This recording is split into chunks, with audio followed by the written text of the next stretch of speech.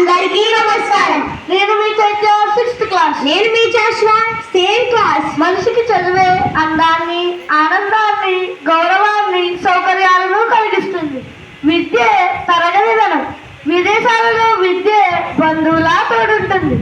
రాజసభలలో పూజరహత విద్యకే కానీ ధనములకు కాదు. అలాంటి గొప్ప విద్యను మాకు అందిస్తున్న మా విద్యా సంస్థకు, ఇలాంటి మంచి విద్యా సంస్థను మాకు అందించిన మా తల్లిదండ్రులకు హృదయపూర్వక కృతజ్ఞత తెలియజేస్తున్నాం. అవునండి, కేవలం పుస్తకాలలో ఉండే విషయాలే చదివించడం కాకుండా విద్యతో పాటు వివేకాన్ని, ప్రోత్సాహాన్ని, ప్రత్యేక శ్రద్ధను ఇచ్చే ఆక్స్ఫర్డ్ను అందించిన మా అమ్మా నాన్నలకు చాలా చాలా ధన్యవాదాలు. ఆ ప్రత్యేక శ్రద్ధ ఎంతో కొంచెం వివరిస్తావా? నాకు తెలుసు అనుకో, కానీ అందరికీ అర్థమవ్వాలిగా. తప్పకుండా. ప్రార్థనతోనే ప్రారంభించే విజ్ఞాన వీచికలు, వెనుతట్టి ప్రోత్సహించు ఎంపీలు. ప్రార్థనతోనే ప్రారంభించే విజ్ఞాన వీచికలు, వెనుతట్టి ప్రోత్సహించు ఎంపీలు.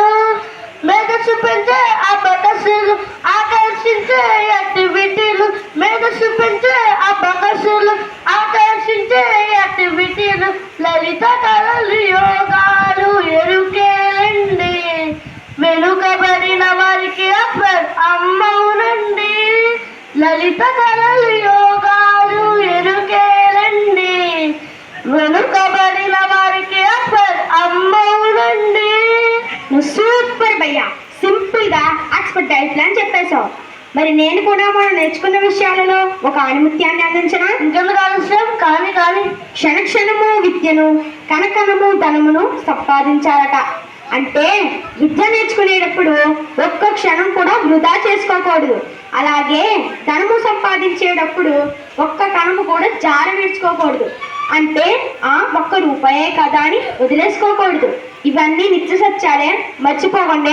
బ్రతుకుతానికి అవసరమైంది నువ్వు చెప్పావు, అసలు బ్రతకడానికి అవసరమైంది నేను చెప్తాను. మరింత ఆలస్యం, త్వరగా చెప్పు.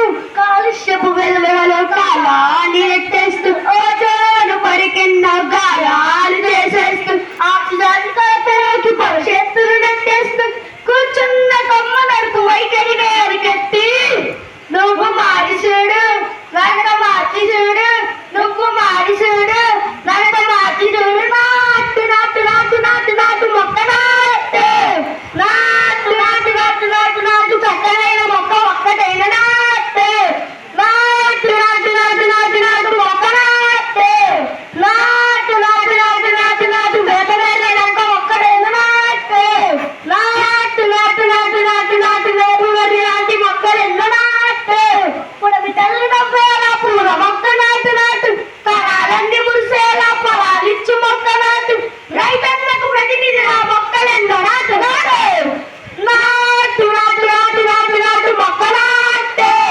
నాటు నాటు నాటు నాటు నాటు చక్కనైన మొక్క ఒక్కటైన నాటు, నాటు నాటు నాటు నాటు నాటు మొక్క నాటు, నాటు నాటు నాటు నాటు నాటు చక్కనైన మొక్క ఒక్కటైన నాటు, నాటు నాటు నాటు నాటు నాటు వేపు మర్రి లాంటి మొక్కలెన్నో నాటు.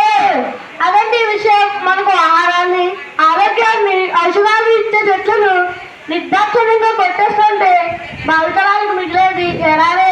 అందుకే భయ్యా, ఒక చెట్టు కొడితే 10 మొక్కలు నాటాలని చట్టం రావాలి. నువ్వు సరిగ్గా చెప్పబోయే ప్రతి ఒక్కరూ మాతృభూమిపై ప్రమాణం చేసి ప్రతిజ్ఞ చేయాలి. ఏమని?